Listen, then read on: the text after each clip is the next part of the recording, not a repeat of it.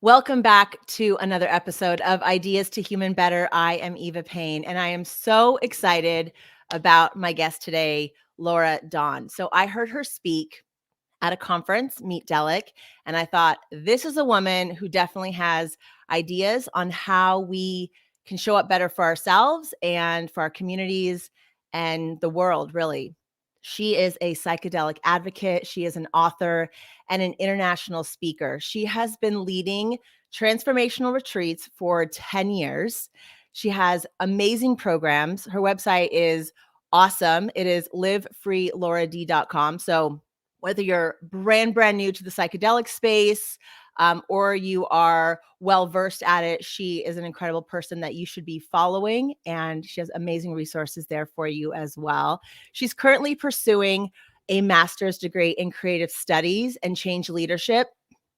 And this is something that really resonated with me because I love creativity. I think it is one of the most powerful tools out there. I also have a master's degree in leadership. And so putting all of this together, this psychedelic, this creativity, and this leadership, I think you guys are going to be blown away by this conversation today. So thank you so much for being here. And let me welcome in Miss Laura Dawn. Thank you so much for being here today. Thank you so much for having me. It's a pleasure to drop in with you. Yes, thank you. So first and foremost, I would love, I know I just did the little introduction, but I would love for it to come from you a little bit about yourself, your passion, your mission, the things that you are working on right now in your life. Okay, that's a big question. Well, a little bit about me, and also just a little bit of an update too. My website, I'm transitioning from livefreelaurad.com to lauradon.co, especially going into this year of 2022. We're doing kind of a big overhaul, up leveling, and I'm the host of the Psychedelic Leadership Podcast. And I've been exploring altered states of consciousness for about 23 years at this point. And I kind of like to joke that psychedelics and plant medicine just hand raised me and forged me into the woman that I am today. And so, I'm currently finishing up a graduate degree. It's a master's in science in creativity studies and change leadership. And I feel like there's this parallel narrative shift. There's like a destigmatization around psychedelics going on right now, but also around creativity, because many people actually had experiences when they were younger, like I did, that we were told that we weren't creative because we couldn't draw. And I know there's a lot more awareness around trauma in the field these days, which is really amazing. And I actually had a very traumatic experience in elementary school where my teacher announced to the whole class that I would never find myself in a creative field because I couldn't draw like the girl sitting next to me. And that really influenced my life and influenced the narrative that I had around creativity. So it's so sort of ironic to find myself pursuing and finishing a master's degree in creativity studies. And what I've learned along the way is that only about a quarter of people consider themselves to be creative. And the most interesting thing is that creative thinking and creative problem solving are now being called the most important skill sets to navigate what we call a VUCA world, a time marked by volatility, uncertainty, complexity, and ambiguity. So we live in these rapidly changing times where things are changing exponentially and much quicker than we could have ever possibly imagined. And especially for leaders and people who are at the forefront of, launching businesses and carving new paths for themselves, that we're really having to learn how to think more creatively, how to become more adaptable, more flexible, and more resilient in the face of so much change. And learning creative thinking and creative problem solving, which is really the what I'm focusing on in my degree, is the intersection between psychedelics and creative problem solving, specifically for leadership development. And so when we look at the fact that creative thinking and creative problem solving are now being called the most important skill sets for leaders of the 21st century, that we really can start looking at like, okay, well, how do we teach ourselves to think more creatively? And we know that creativity training works very effectively. And I am really at the forefront of this field of looking at how can psychedelics help us to think more creatively and to be more creative in our lives. And so we can jump into that topic and sort of dive as deep as you want to go. And that was the essence of the keynote that I did at the Meetdelic Psychedelic Conference in Vegas about a month ago or two at this point that you saw me give, and on such an amazing stage. I wish I could speak on a stage like that at every conference with the 360 degree, projections of just like psychedelic images around the whole room. Was such an amazing venue. Yeah, it was a very creative space for sure, and really supportive. One of my first questions for you, around this idea of creativity. Elizabeth Gilbert in Big Magic talks about, in her TED Talk, I'm sure you've heard of it, Yes. talks about how creativity lives outside of us. So what is your take on what creativity is and where it comes from? Oh, I love that question. And like, just so much respect to Elizabeth Gilbert, has been such a huge inspiration for me in my life. And so I love this question because my narrative around creativity has really changed. First of all, before I get into that, like the nuance of that, I just want to say that, we are creative by definition of being alive. So it's not like this is an old myth, a sort of old cultural belief that I believe, coming out of with like this sort of destigmatization. It's like psychedelics and creativity are going through like a big rebrand right now. And one of the old sort of paradigms around creativity is that like there's a very select few people who are creative, and then there's everyone else. And most of us just fit into the everyone else camp. But we are actually creative by definition of what it means to be a Homo sapien living on this planet. And there's as many definitions of creativity as there are people on this planet. And so the way that I think about it, and there's so much resonance between what Elizabeth Gilbert talks about in terms of what it means to be creative. But my conceptual relationship to creativity is really looking at it as like a frequency of inspiration. And that when we have those experiences, and even just an invitation for this moment to think about the last time that you were inspired by something. Just like take a moment to think about the feeling that you had when you were inspired. Where were you? What were you doing? And when we have these feelings, and when we're even like the word inspired, inspiritedness, where we're moved by a greater force, right? Some kind of energy moves through us, and we're like carried down the river, where all of a sudden it's not like floating or swimming upstream, where we're like trying to figure out, how am I going to write this piece, or how am I going to do this thing? But it's like some energy moves through us and carries us, and it's like 10x output. And I like to think of as those moments as like laying golden eggs. So the way that I think about it is like, how do we set a foundation in our lives so that we can be in greater harmonic resonance and really create our lives, like the scaffolding of our lives, the structure and the framework of our lives, to be in deeper harmonious relationship with this subtle energetic frequency that we can think of as inspiration. And where does inspiration come from, right? I mean, philosophers have been talking about this for, thousands of years. And so there's ways that we can just start paying more attention to it in our lives. And the more we pay attention to it, the more we start creating more of it. So we can think about, okay, what am I doing when I'm like most creative and inspired? What are the like foundational pieces that I can implement in my daily life so that I can sort of capture that and tune into it and leverage it when it's present? And then when it's available, that energy is available to me, how do I channel that? And where do I channel that? And there's so much that we can unpack here, but like really the essence of how I think about creativity is inspiration that is connected to an energetic frequency that is so much bigger than who we are. It's a part of us because we're all connected and we are nature, we are spirit, we are both, the quantum and the physical. And it just allows us to deepen into our relationship with inspiration in a way that allows us to co-create with this universal life force. When we look at shamanic traditions, animism is a big part of the conceptual worldview, that there is a life force that moves through all things. And that's definitely, my experience of the way that I relate to reality, quote unquote reality, however we want to define that. But it's a way that we're in communication and co-creating with an energy, like a channel of energy, just like a channel of water going down a river. And we can learn how to tap into that and get carried by that river and sort of step out of our rational, critical ego mind and really move in a different way with life and create from that place, which of course brings us to flow states. This is the essence of what flow is all about. Who Mihai Csikszentmihalyi, who just passed away about a month ago, coined this term. He was the grandfather of flow.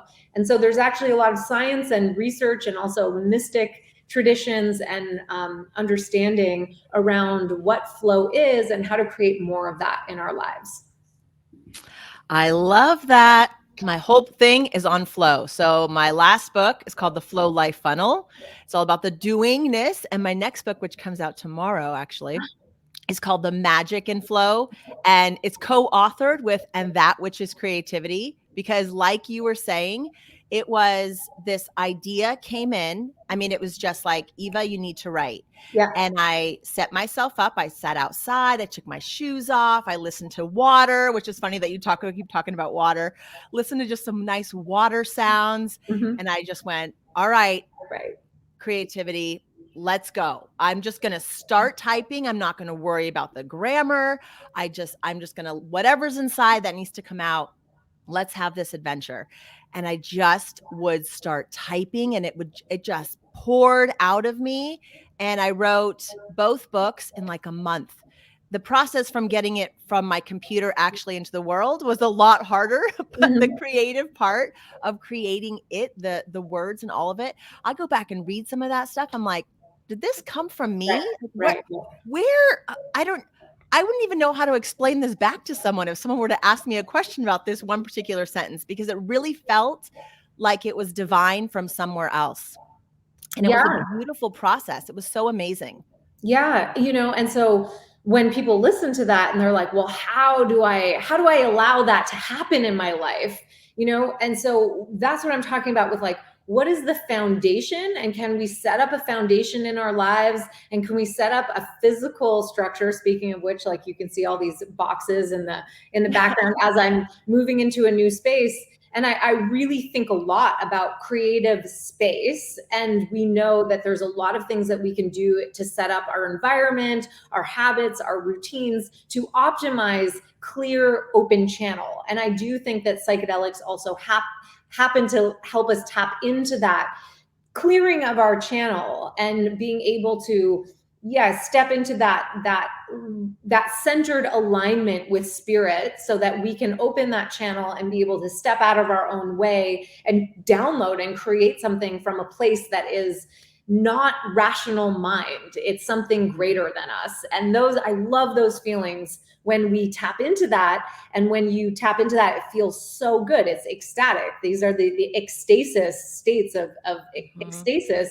And so you feel compelled and more inspired to keep building that foundation, so that, we can be able to like leverage those experiences more and more. I want to talk about that feeling of being inspired. And I know you built a multi-million-dollar retreat that you then in Hawaii that you then sold, and you've kind of moved on to this other iteration of things that you're working on. How was that process for you? Were you all about creativity at that time too? Because you definitely found your flow. You were doing something that you must have felt completely in alignment with.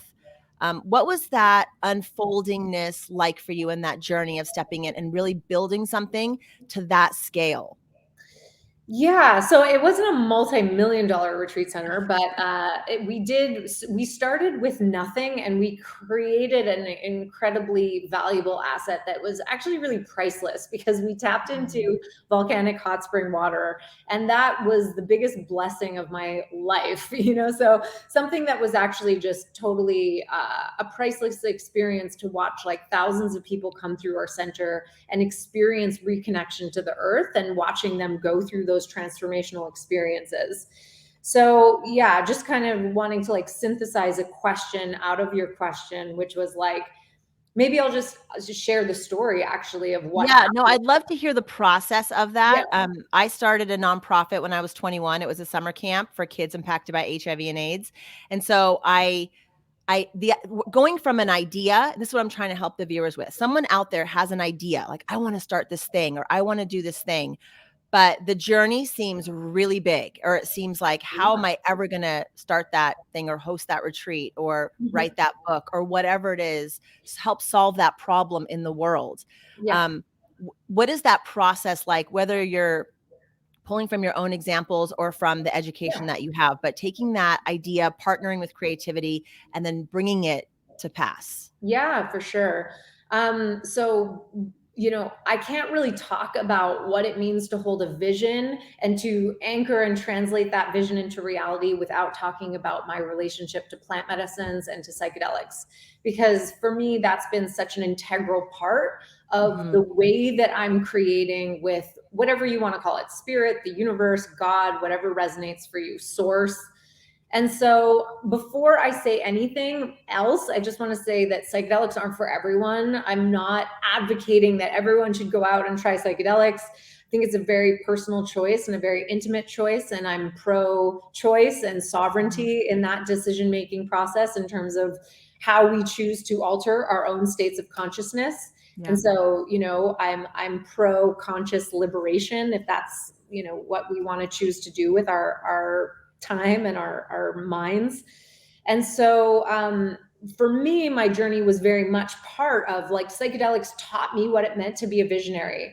There was three big influences in my life: psychedelics and plant medicines. My father was a visionary, and he really gave me the belief that whatever I saw in my mind, I could create in reality. And I watched him do it over and over and over again as a child. So I was raised by two entrepreneurs, and it was a very different time, being an entrepreneur now, like, everyone and their mothers, sisters, friends, daughters are entrepreneurs. Then it was very different. Both of my parents, I'd only witnessed them be entrepreneurs my whole life. I've been an entrepreneur my whole life. And so I'm really grateful for that upbringing, where that was like a lens that was given to me as a child, in terms of like how I perceive the world. And then I was also raised as an athlete. And so from a very, very young age, I was competing at very high levels. And I had coaches who taught me about the power of visualization. And then when I started working with psychedelics and plant medicines at also a very young age, I really learned what it meant to use my mind to tap into visionary states and have this sort of conversation, this dialogue with source, with spirit, whatever you want to call it, that felt in resonant alignment with my heart. So I like to say that the power to create starts in our mind, led by that frequency in our hearts. And so I created a framework out of my 20 plus years of working with psychedelics, and weaving in my graduate degree, of course. But it's like a 3-pillar approach to working with psychedelics that's called the path of the creative visionary Bodhisattva. The Bodhisattva, I've also been studying Eastern philosophy for about 15 years now, and it's like such a fundamental part of my path. But you could also think of it as like compassionate leadership. So the first part is the middle part, the visionary part, where we go in and we create and hold a vision for something that doesn't yet exist in this reality. And that's what a visionary is, right? We're able to see beyond our current environment, tap into imaginary realms and visionary realms where we can see what we want to create in our lives. The creativity part is translating that vision into reality, which really takes, as you said and pointed out, so much more effort. It's one thing to hold a vision or to have an idea, and it's another thing entirely to translate that idea and make it a reality. And then the third part, the bodhisattva part, is really that we're doing it for the betterment of humanity. We're not like working with psychedelics and holding visions for, more money in the bank account. Sure, that's nice. It's a byproduct, but we're really doing it for the awakening of humanity. And I'll even go one step further and say that one of the big things that I've learned is that creating, and this is also very inspired from Elizabeth Gilbert's work and a conversation that she had with Brene Brown, who's like another huge hero of mine, that it's not even about the thing that we create, the retreat center, or I've written a couple of published books, I've built online brands to millions of followers. It's not about the thing, is not like why we do it. We do it for the act of who we become along the way, right? And Brene Brown said something similar. She was like, I don't do it to stick the landing. I do it for the joy of flying through the air, because the reality is that we might not stick the landing. We might step out to create something and fall flat on our faces, and that's okay. And that's, part of leadership as well. When we fall down, it's about standing back up again. So all that's to say is that a lot of my visionary work is in tandem with some of my primary plant teachers, where I listen. I go into this space where it's an altered state of consciousness. I move out of rational mind. I'm really listening to the wisdom of my heart and the wisdom of these teachers, the universal wisdom, whatever we want to call it. And I listen. And I move from that place, and then I find my center in that place, and I come into that centered alignment. And when I feel that clicking into place of something that's deeply resonant, where I feel inspired to act, then you're getting carried downstream. It's not such an uphill battle of like, yes, like building a retreat center from scratch, which was an incredible story, even in and of itself, was a tremendous amount of work. But I had so much wind under my sail, because I knew that this was going to impact people's lives. And I worked so hard. And with my ex, Noah, who is still a beloved in my life, we built that retreat center together, and the help of other hands too coming together. And it was an incredible process that shaped me into who I'm becoming. And, after 5 years of literally starting from scratch and building something that was so phenomenal, the volcano erupted, and we spent 2 weeks in gas masks, evacuating and ripping apart the retreat center and getting out as much shit as we could. And I learned so much through that process, that it's not about, everything is impermanent. So we have this opportunity to dance with life and to shape from these other realms, from the realm of the formless, the spirit realm, the quantum realm, whatever you want to call it. And we shape it into this physical reality. And that's the joy of it, and sure, we get to enjoy the physical manifestation of whatever it is that we create, like we did with the retreat center. We loved having that space. And we also, are in the paradox of living and dying, death and rebirth, building and then letting it go, and destruction. And that's okay, and I think plant medicines actually offer us this sense of wisdom, of resiliency, of being able to create, but then not gripping it and becoming identified with that, but actually like opening our hands and allowing just more energy to flow through our beings and out into the world.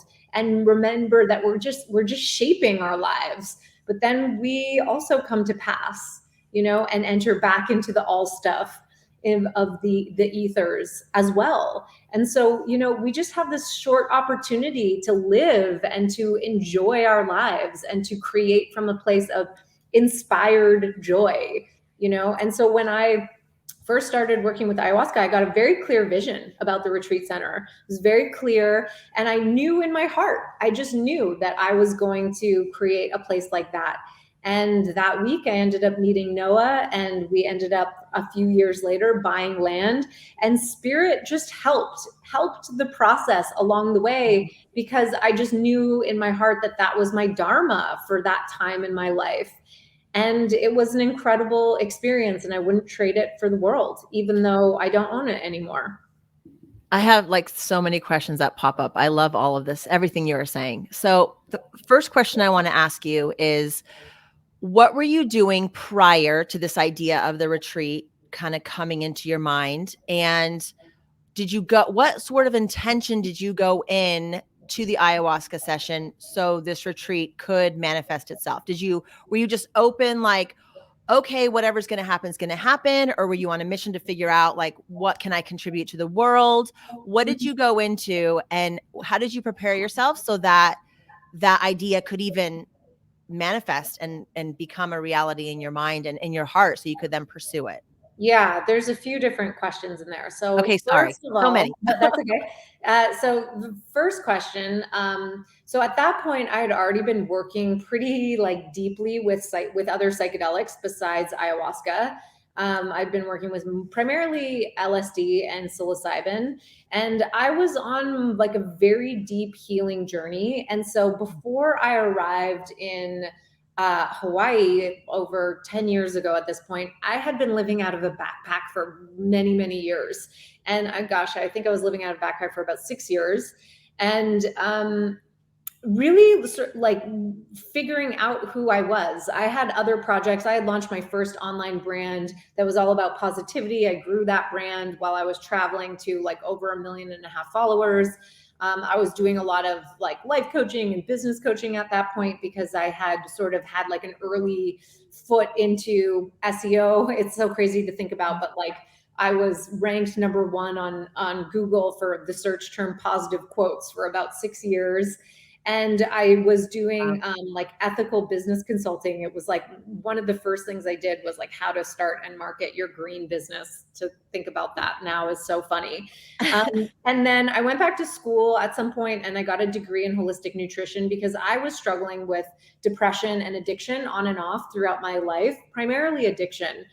And it was my work with plant medicines that actually really helped me primarily reconnect to the earth. And so before we built the retreat center, I had built my second online brand that was all about health and wellness. And I also was really good at search engine optimization. And so we started by like renting a big house and doing private retreats that were really about bringing people to the island to help them reconnect to the earth and to their food source and get, in a deeper resonance with just Mother Earth. And then, we did that for some time, and then things were growing and growing and growing. And we did more like transformational retreats, which I will omit some of the details for legality purposes. And then once I started working more deeply with ayahuasca, I did have a vision that it was time to buy land, build the retreat center, start really creating a space that, because primarily like I tried to find a retreat center to rent and that we wanted to like operate out of, but it didn't exist. What I needed didn't exist. So whenever something like that happens, it's like, okay, it's time to just create what I need to be able to serve humanity in the way that I'm envisioning myself serving humanity.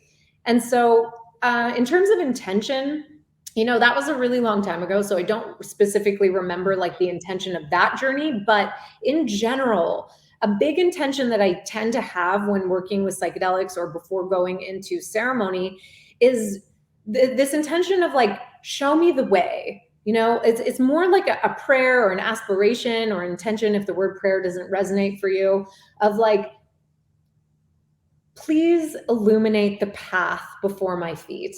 Please make it clear for me to know which step to take next and the direction to take with my life. And so that actually was a really big intention moving into a ceremony that I had right before the volcanic eruption, where I knew that things like the earth was starting to speak to me. And I really knew that something drastic was about to change. And I had this really powerful ceremony where I held this intention of really like offering my life up to spirit and saying like, okay, at this point I'd been running hundreds and hundreds of retreats. I'd been doing so much good work, and I was ready for sort of like the next level of what I was going to do with my life. And so I was in the ceremony, and it was like very similar, please just show me the way. I'm ready. I'm ready for whatever needs to happen for me to deepen on my heart path. And then a very profound thing happened that night, and I picked up my guitar and I played a song all in one shot, which that open channel happened, and it was just like a full song came through, and it was a song called Trust in the Great Unknown. And the next morning, I woke up to thousands of earthquakes underneath my feet. And eventually that week, a very big earthquake, a 7.0, that devastated our home and our retreat center. And then we were standing in the garden and a friend ran over and said, hey, the road just split open in a subdivision above your land and lava started flowing. And so in that moment, we started evacuating. And the whole time we were evacuating, which spanned about 2 weeks, the only thing going through my mind was that song, Trust in the Great Unknown, trust that the highest will unfold, trust that the way will be shown. And so it's this way that plant medicines help us get in deeper sync with our higher self, whatever you want to call it, that wisdom of, spirit, guidance, spirit allies, to help show us the way forward. And so that's a really powerful intention that I recommend for people, is like, not like, oh, I need to try to figure it out, but like, please show me the way. Please illuminate the path before my feet. How do I show up and be of greater service to humanity? Which this is really like the Bodhisattva part of the 3-part pillars of the approach that I teach people.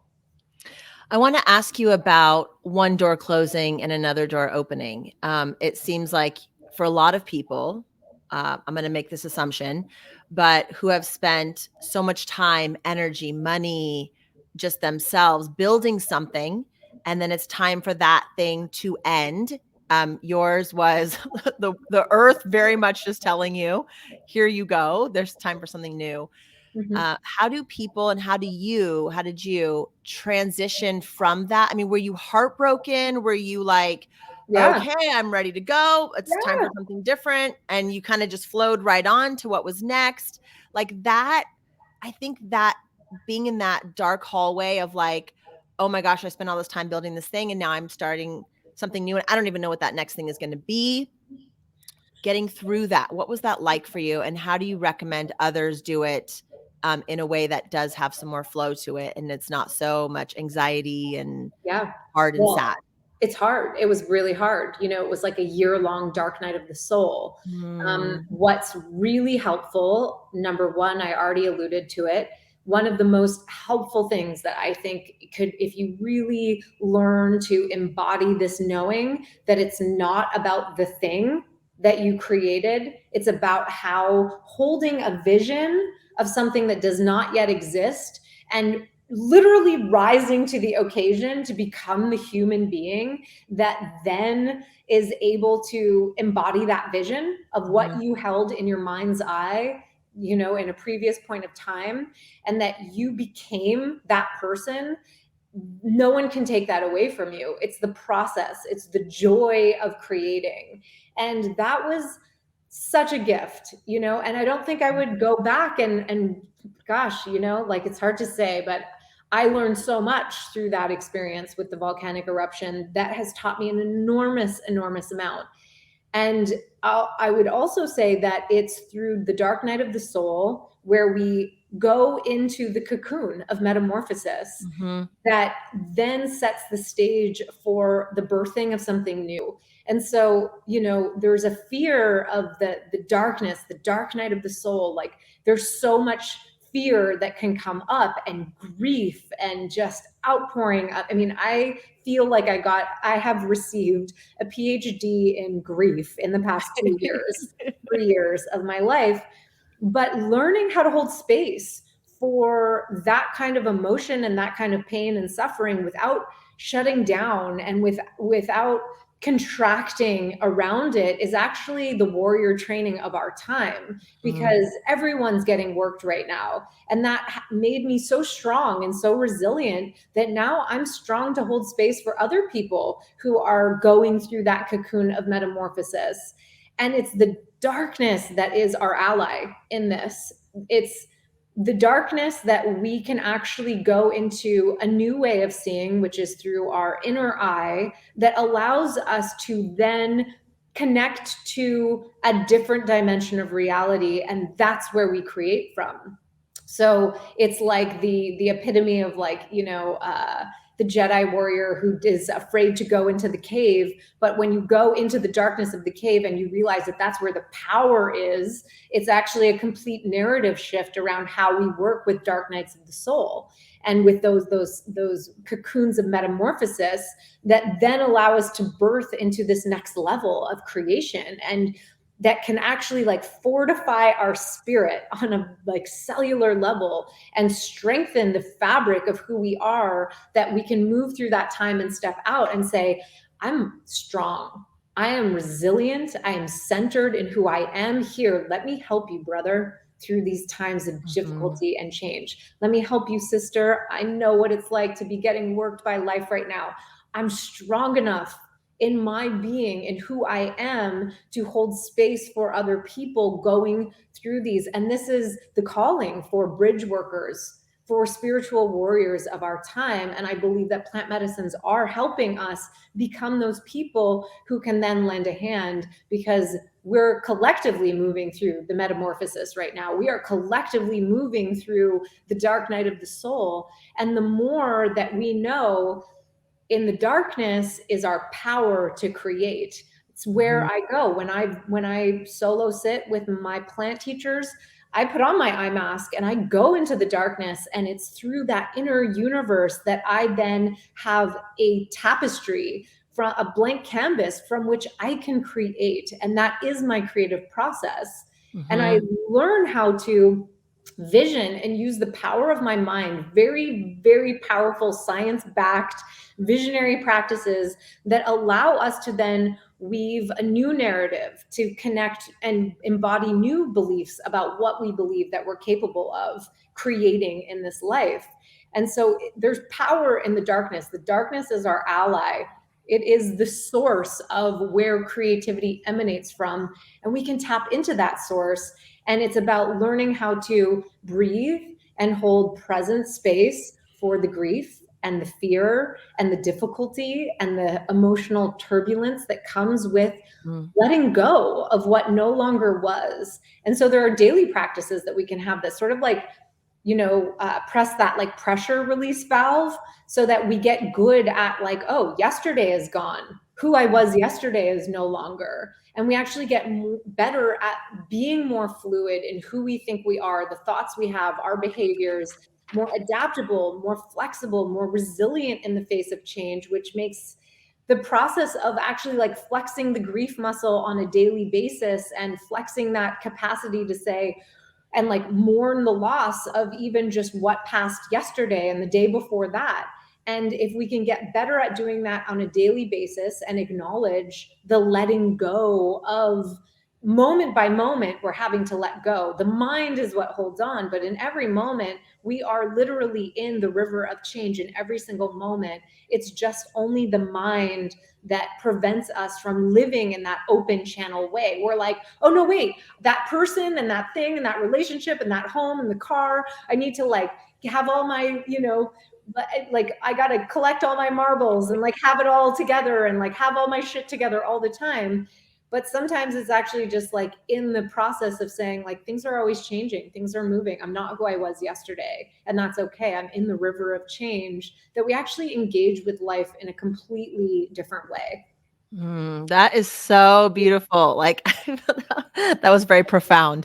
One of the things I wrote down, and I don't know if you said it or if it just came to me, but it's something I wrote down when you were speaking. I wrote down, what can I create now that I don't struggle? And I think about that. I mean, I think kind of like we're always ongoing struggling, like whatever level that is for you, but sometimes it just doesn't feel like as heavy. You just have that resilience, like, yeah, it's kind of struggling, but I can get through this.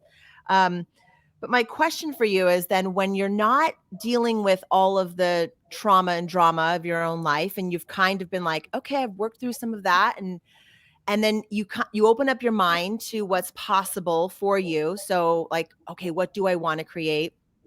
And whether you do it through a plant medicine ceremony, or you just sit in meditation, or you go for a walk, however, when the ideas start to come in, how do you sort through them all? How do you sort through? Maybe some people, it's very hard to even find one idea, but for me, I have 1,000 a day, literally so many, that it's like, what do I say? Okay, this is the path I'm going to go down. This is the thing I'm going to invest my time in. This is the thing I'm going to create.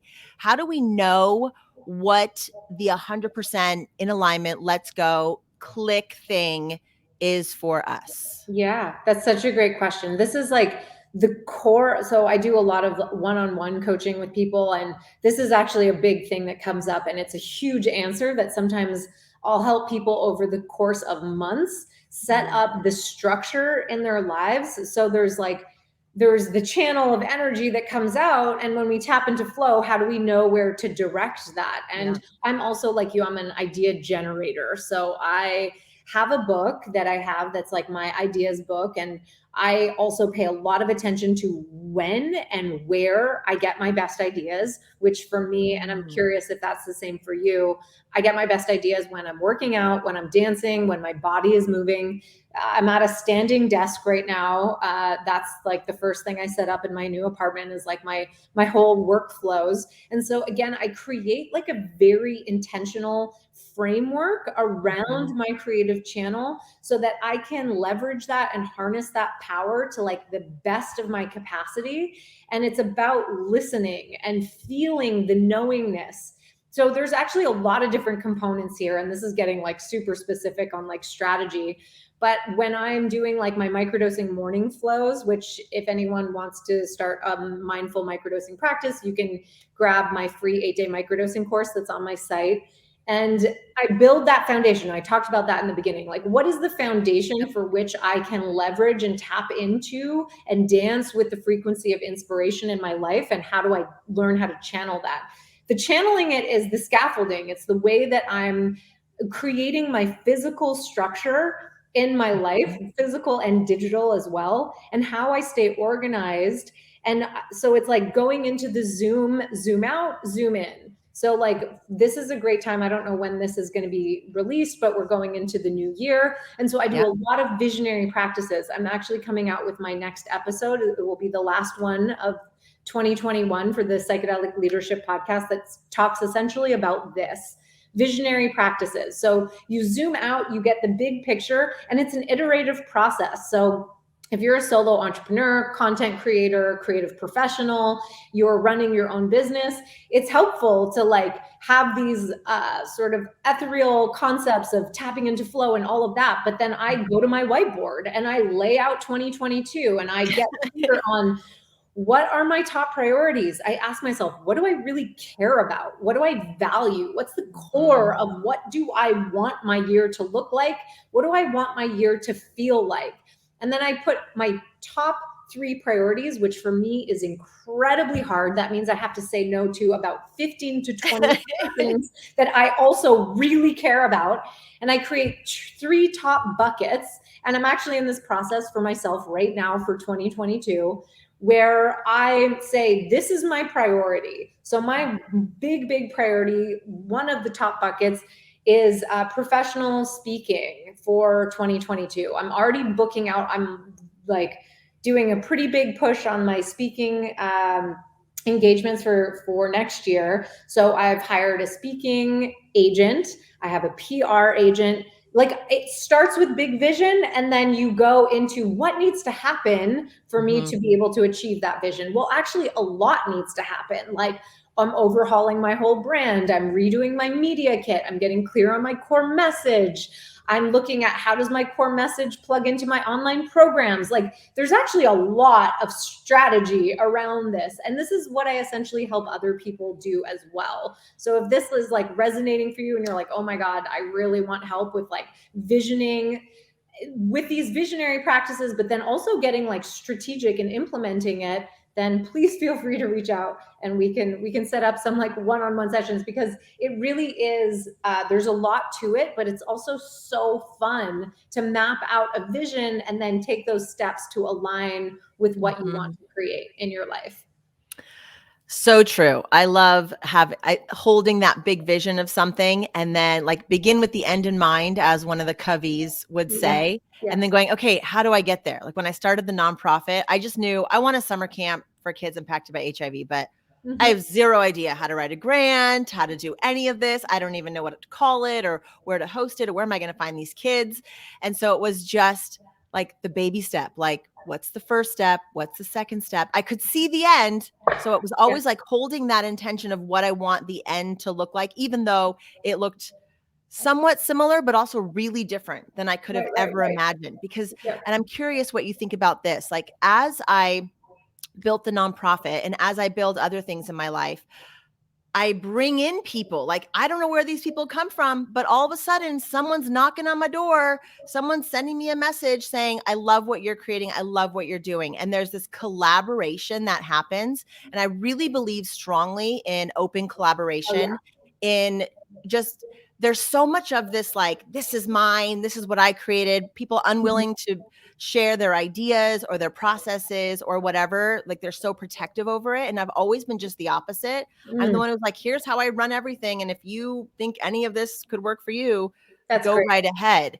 So my question for you first is, anything about collaboration, like your views on collaboration, how important that is in the process of creating whatever it is you want to create in your life. Okay, I love this question. It's up a lot right now.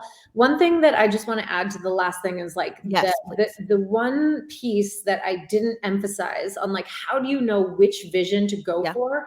I really believe it's like it requires stillness and listening and feeling. So like when you, and that comes back to this whole piece around inspiration, right? Like, what is that thing that is like propelling you to act, that is going to carry you down the river? And so it's really getting into the mindset of like collaborating with a higher power, like a different life force, because whether you're spiritual or not, or religious or not, we all know that feeling of like, where does this like 10x energy come from when we tap into flow and feel like we're just being moved and carried? So like paying more attention to that and leveraging that as much as possible.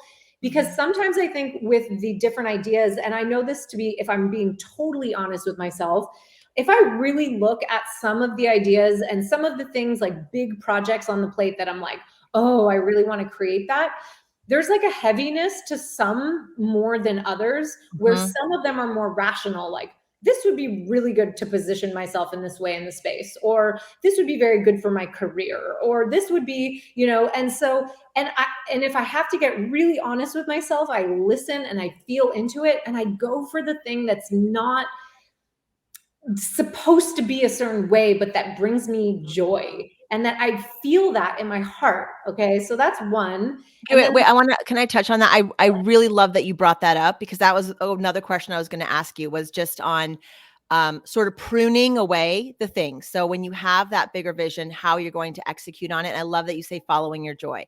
That's what I do too. I think about like this podcast or the other podcast I have or anything else I create. And I go, can I create it on the terms that still feel good? Like I can still show up for my kids, and I can still show up to clean my house, and I can still go on that walk today. I don't even choose something if I know it's going to create like this huge amount of resistance or stress in another part of my life. I just go, there's got to be a different way. There's got to be a way that just flows better. And for me, it's always like falling back on, well, what would bring the most joy to me and then to someone else? It's always about filling a need.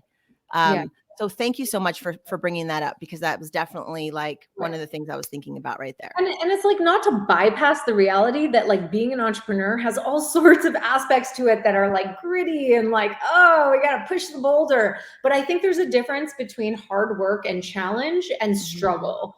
So there's like that narrative. I don't know if you're familiar with like that Zen parable that's like the first versus the second arrow. Sometimes, there's like, you get hit by the first arrow and then it's like, okay, that sucks. You like take it out and move on. But then there's like, you get hit by the first arrow and then you add the second arrow by being like, oh my God, my life is over. And like, that level of narrative. So like getting more aware of the narratives that we tell ourselves is like one of the best ways to empower yourself to hit the next level of success that you want to as a creative professional or an entrepreneur, so that you're really being very discerning between what is hard work and why you're doing hard work and having the perseverance and the grit to show up for that, and what is struggle, which struggle is just hard work with an added shitty narrative on top of it.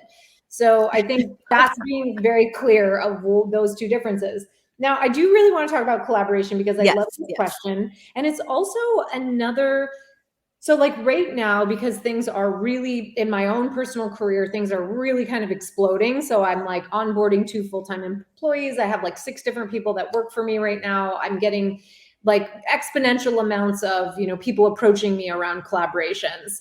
And I'm pretty much like, I wouldn't say like the only way that I'll collaborate is from a place of this clicks because it's so obvious that it works for everyone. And otherwise, I just don't spend a lot of time figuring out like, should we collaborate? And then I have like, out of probably, thousands of people, I only have like 3 people in my field right now that are just happen to be women, and one brother actually, Adam Bramlage, who's a good friend of mine, who I definitely like, we have collaborations in the works. But like the way that I relate to collaboration is that I'm building relationship first and foremost, and we're just kind of planting seeds of possibility of like, I think there's a potential here, but let's just keep the dialogue going until something clicks and it's like, oh, go. The channel opens. We're like super clear. This makes total sense. And then what I have personally found to be interesting, and this, you might resonate with this or you might not, but I have found that in the initial stages of collaboration, especially like there's so many people who are like, let's collaborate on a retreat, or because I've been in the retreat space for over a decade, and right now everyone wants to get into the psychedelic retreat space.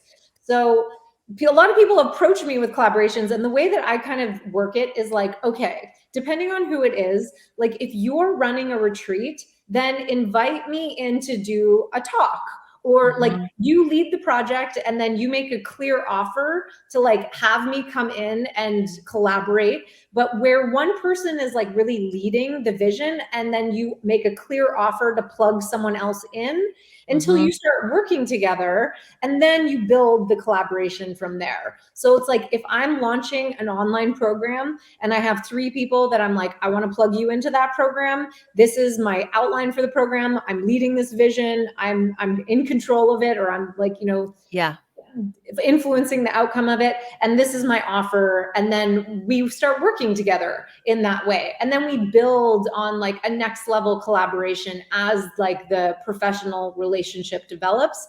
And that has been that's worked very, very well for me. And when I find I come together with people, especially if I don't know the people very well on a collaborative project, it's very hard for things to go anywhere. And so I'll either lead it or I'll have the other person lead it. And then we make like a clear ask, a clear invite to like loop other people in. That makes perfect sense. I love that. Let me ask you on the idea of collaborating around problem solving. So I have this notion in my mind. I don't know if it would ever work or not, but I think about some of the biggest problems that our world is facing. And I think, man, if people would just get together, like let's just say education system, like just pick something that it has a lot of faults in it. And if we could come together with all different kinds of thinkers, so from really super spiritual to like really grounded in academia and science and everything in between, and they cared about whatever problem the problem was, and they all sat down and were open to each other and to each other's ideas, and said, what could be possible solutions? How could we really create a better education system? Like, let's just pretend we were starting from scratch. What would it look like? So outside of just collaborating on a project, like let's say a retreat, like let's take a big world problem. How do we collaborate? And is that even a solution? Am I just crazy in thinking that that's a possible solution because people of different minds can't come together?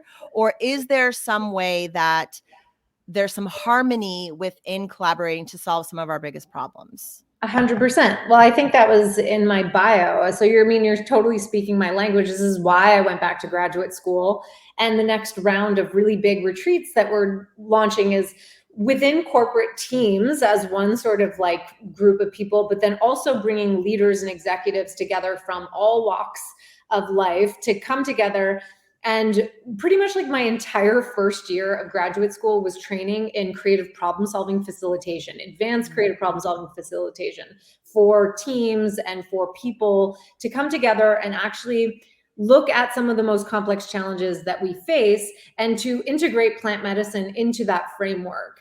That's a huge conversation for as to why we would do that and how psychedelics and plant medicines help to facilitate the creative problem solving process, which is what almost my entire keynote was on at the Meetdelic that you saw.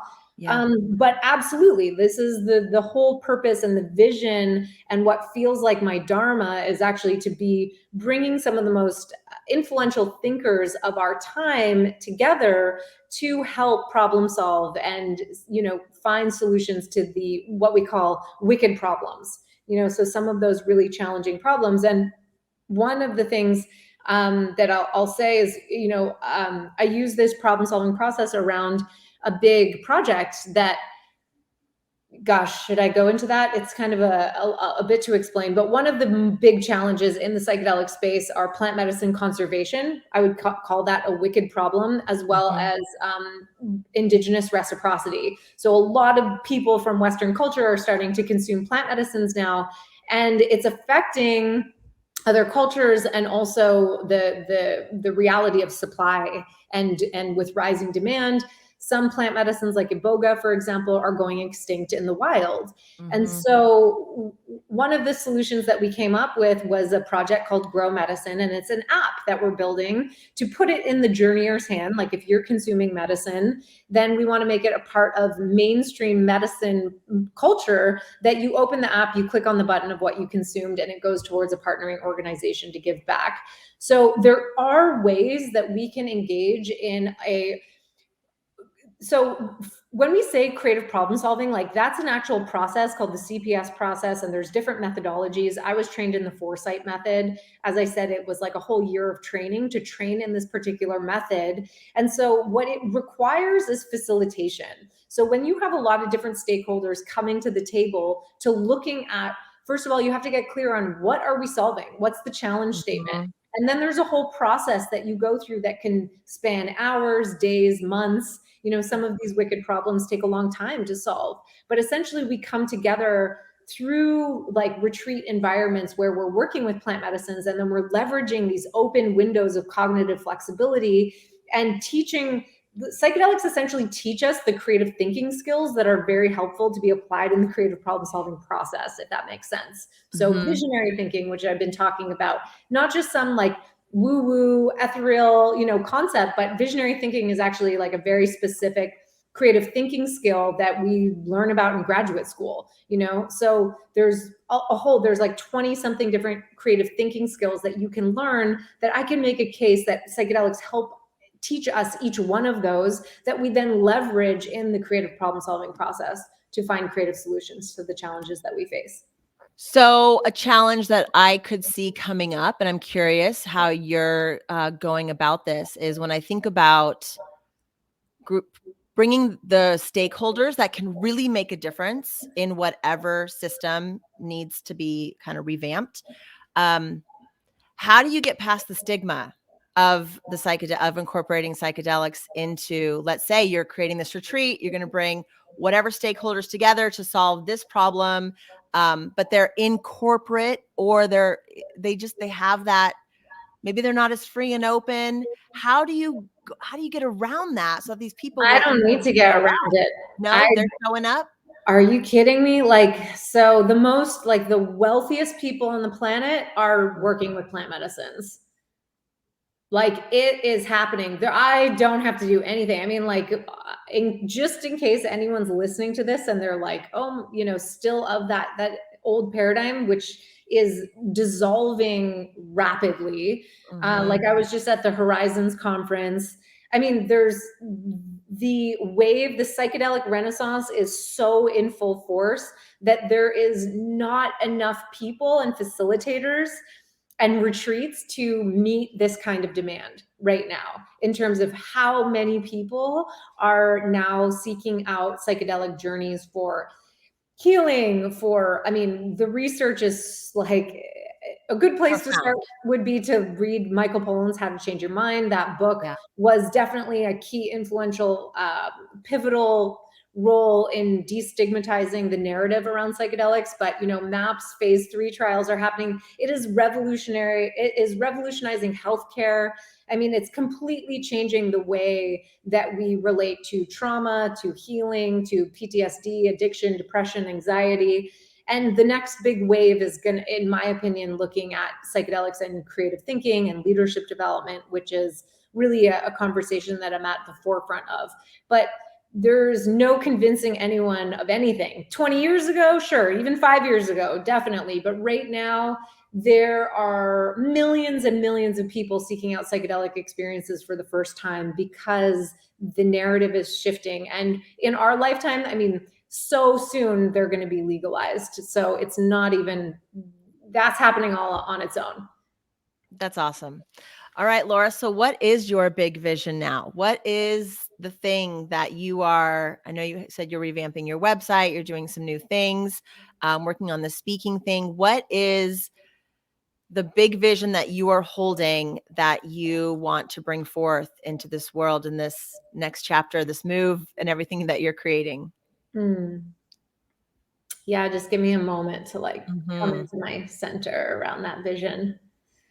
I mean, so many of my visions are coming true right now. And so this is a really good time from end of the year going into the new year where I'm sort of pulling within and doing some work with medicines to re-up the whole next level of what the vision is. But yeah, starting to hit a lot bigger stages is a big vision of mine. I've always had the Oprah vision. I'd love to be speaking on some of these really big influential podcasts like Joe Rogan and such. I would like to write another book. I'm launching some really big programs. I just signed a contract with the Shift Network, and they have a pretty huge network of email subscribers, and they run programs with Deepak Chopra and Stan Grof. And in February, I'm launching one of their first psychedelic programs that's going to be around psychedelic integration for change makers. And so a lot of my really big visions are definitely coming true. And so I'm really grateful for that. But bigger speaking gigs, reaching a wider audience with this message to help destigmatize the narrative even further. And another book are some of the really big visions. And then of course, I'm just holding in my heart to be running in-person retreats again, because I miss retreats so much. This is the longest I've gone without doing in-person retreats. And so, having another base, on a personal level, I'd love to have a base in Costa Rica where I'm integrating with a retreat center there, and we're able to run regular in-person events. And hitting some of the bigger platforms with my message is definitely the big vision that I'm holding, and inspiring humanity to heal and to grow and to change the narrative around creativity and psychedelics. I love that. It has been such a pleasure speaking with you today. You are just a wealth of knowledge, and you're so right when I hear you speak, I'm like, yes. Sometimes I feel very alone out here in these ideas and these concepts about how we can really even get to the starting line of life. It's as I've stepped more into this space in the last, say, 5 years or so, it feels like a lot of people are holding on to so much stuff that they can't even get to getting to something better. Yeah. And I feel like psychedelics are a way to help us even get to that starting line. So that way we can open up and just become the creative beings that we're meant to be, so that we can solve some of the biggest challenges that are in front of us and have so much fun along the journey, filling these needs that really need us to show up 100%. And so I just want to honor you and for the work that you're doing. And you really are a pioneer in this space. And I'm so grateful that I now know you a little bit more intimately versus I saw this woman on a stage and she was remarkable. So thank you so much for doing that. Any final thoughts that you have around this subject, around this idea, anything that came up along the way today that we talked about that maybe you want to touch on before we sign off? Yeah, thanks for that invitation. One of the things that I would say is that our beliefs about creativity impacts our behaviors and our actions to be creative. And the one key takeaway that I always encourage people to remember is that we are creative by definition of being alive. So leaning into whatever creative expression resonates for each of us, and to find that path that then becomes our path of becoming, and that whatever path of creativity that we choose really shapes us into the human beings that we're becoming. It's the visionary path, and that there's a lot of wisdom in that path, and a lot of things that we can learn and take away from that to awaken and to heal. And so creativity is such a powerful force that I really encourage everyone to deepen into relationship with. And if you're interested and you're getting new with you're new on the path of psychedelics, please feel free to check out my website, lauradawn.co, and also check out the podcast, the Psychedelic Leadership Podcast. Laura, thank you so much for being on the show. I really, really appreciate it. It's been an honor and a pleasure. And I hope everyone out there that you will check her out, that you will dive into some of her work. Her website has so many resources. I just kept going like deeper and deeper into layers. I'm like, she's really got this together. Look, and then this goes over here, and then this goes over here.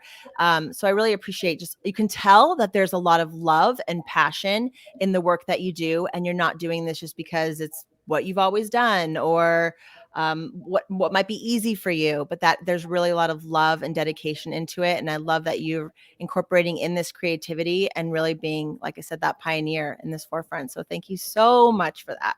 Thank you. And if anyone is on Instagram and you feel like checking me out, or send me a DM there, I'm at Live Free Laura D on Instagram. I love it. I love it so much. Don't hang up yet. I want to say bye to you offline, but thanks everyone for being here today on this episode of Ideas to Human Better. Laura has so many ideas on how we can human better. So please follow her on Instagram. Check out her website. Thank you so much for being here today. I love you all. And until next time.